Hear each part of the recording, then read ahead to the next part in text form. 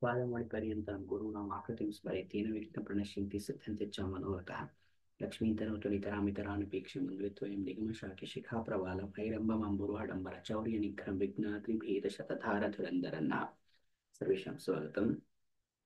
This is the Samskara session for the 21st shloka. So we find that in the 21st and then the 22nd, 20th and the 21st shloka, this word vimokshaya usually repeats. So we have to look at this word moksha a little more carefully, because moksha has different meaning in different contexts and different philosophies. Whether they are all spiritual, they may not be. There are physical existence only, because as per Buddhist texts, getting away from dukkha or eliminating suffering is moksha. So it has very much it has relevance in the physical world as well, because otherwise nobody can understand moksha. Because when we say there is another philosophy which says that moksha is um, it is liberation from the cycle of birth and death. Who would know, who has experienced cycle of birth and death? Everybody would have remembered only one lifetime most. So to experience it is very difficult. So nobody would focus on that. So therefore, the interpretation of moksha is there in the physical realm also, with respect to it is with respect to I think it is renunciation. That would be the right word. Renunciation of worldly attachments and desires. That is one thing. In the Buddhist philosophy only, the other one is elimination of the dukkhas. Even in the Sankhya also, it begins like that. That there are three dukkhas: adhidaivika, adhibhautika, and adhyatmika. So getting away from the three dukkhas, three types of dukkhas, is also moksha. So then when we come to Advaita, we say attaining the ultimate knowledge, true knowledge, that is with respect to Brahman. And most of the Upanishads also dictate another meaning of moksha, which says is the union of Atma and Jivatma. So that is also that is spiritual again. So Atma and Jivatma, when we say, we have to divide ourselves into Stula, Sukshma, and Karana Sharira. There is the merger of Karana Sharira and the Sukshma Sharira. Again, how much whether Sukshma Sharira is equivalent to Karana Sharira is a different philosophy altogether. But that is one. Then when we go to yoga texts, that is Kaivalya. There is a different name given to it. So Kaivalya is explained in the yogic texts. So again, Kaivalya is basically liberation from the cycle of birth and death, etc., or realizing the ultimate reality, um, these kind of things. So it is a state of ultimate liberation, and of course, yoga being yoga, because it is a darshana, prescribed methods. The one thing that we need to understand is concepts are explained in the Vedas. Method is explained in the darshanas. So, if we do not believe in a certain darshana, then there is no point in doing those practices, because we will start questioning it unnecessarily.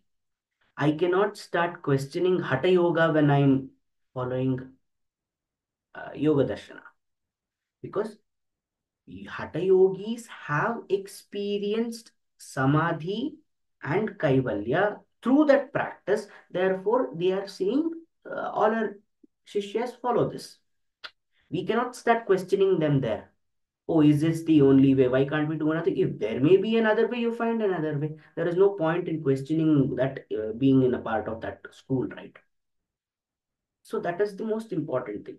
So we cannot question the darshanas because the yogis who have advocated for it have done it through their experience. That means they are saying, look, I reached office when I followed this particular route.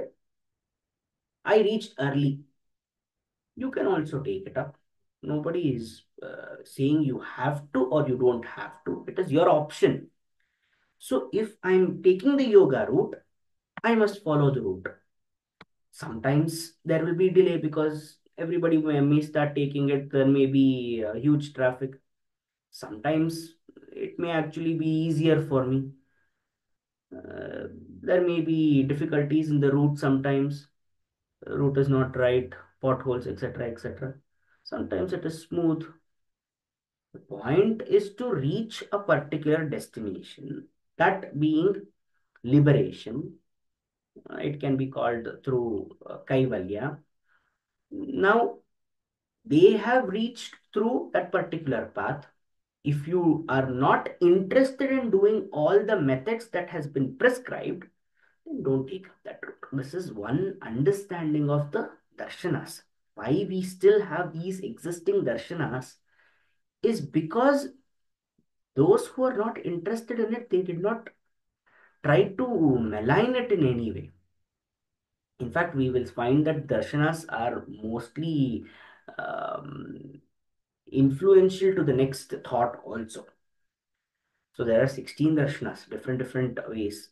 We consider six darshanas primarily because of their influence over the other darshanas. But nonetheless, then when we are talking about yoga, Kaivalya is important, and there the specification is that reaching um, merger of Karana and Sukshma Sharira by renunciation of Stula Sharira. And for this, it is important to, quite literally translating, punish the body, the physical self.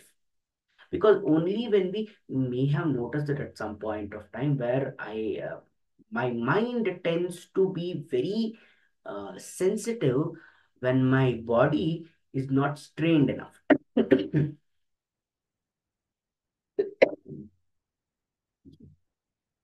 So when my body is not strained enough, my mind tends to be very sensitive.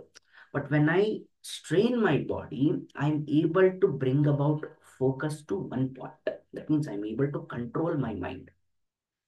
This can be straining through anything, and regulation of prana is also possible, asanas is also possible, different methods. It works. Desensitizing ourselves, that is the way. So when we do that, we are able to focus on one thing, which is like the primary uh, prerequisite for going to that path. By doing that, hatha yogis, what they tend to do, they try to desensitize the body to any kind of pain because they punish it so much through the continuous rigorous practice of yoga. They punish it so much to an extent where that adhibhautika dukkha, it becomes nothing to, I mean, they don't start feeling that dukkha. Then deep meditation occurs. Then we reach dhyana, dharana, and then samadhi. When we are able to go there, we are addressing adhyatmika. So, like this way, they are able to reach a state of kaivalya, or in this case, moksha, that is liberation from the cycle of birth and death, to that through the root of yoga itself. Kaivalya is very specific. So now in Advaita also we have Kaivalya, where it is the realization of the non-dual self. That is the Brahman experiencing that the three fundamental gunas of Brahman is Sat, Chit, Ananda. Okay, the true form, Sat, Chit, the origination of Chaitanya and Ananda, and the blissfulness. So, experiencing the Sat Chit Ananda of Brahman is what is called as moksha in Advaita philosophy. Actually, it is called as Kaivalya in Advaita philosophy. Then, in Buddhist teachings, it is called as Nirvana. Nirvana, the primary understanding is it is cessation of suffering. That means once all the suffering stops, then uh, again, these are all basically the same things, but probably different due to different elements taking center stage. That is the reason we need to understand Vimokshaya, why they are saying. In one, they are saying the same thing, Vidya Vimokshaya in the previous, and then in this, it says Jnana Vimokshaya. So, what this Vimokshaya, liberation from what? When this question occurs, one can say it can be from the dukkhas. One can say it can be from the cycle of birth and death. One can say that it can be through self-realization. One can say that it can be through through uh, through vairagya. That means complete renunciation of the world. Then one can say through sannyasa, complete focus within self. And then one can say merger with the Parabrahman, uh, etc., etc., etc. So this is, they all contribute to one state itself. But different philosophies give different weightage to the process involved in it. That is, when I say sannyasa, sannyasa cannot be attained immediately. I have to first renounce whatever is samsara, then only I can go to sannyasa. But people of Advaita might feel more comfortable with association with sannyasa. People of Buddhism might feel more comfortable with renunciation. So these are all the steps only. The ultimate realization is understanding Brahma Tattva. This is the concept of moksha. Concept of moksha has been explained previously also, but because we are reaching a stage where there are different meanings associated. So this was one session where moksha also had to be given a wider meaning. So Kaivalya also, Nirvana also, these are all the same things. So the key concepts are all the same in this. That is, we have Vairagya, then we have um, Atma Bodha, and then Karmatyaga, Dhyana. These are all the same things that is used in most of the teachings. So they are all the same, but in different names, different reasons, different associations might also be there. So moksha being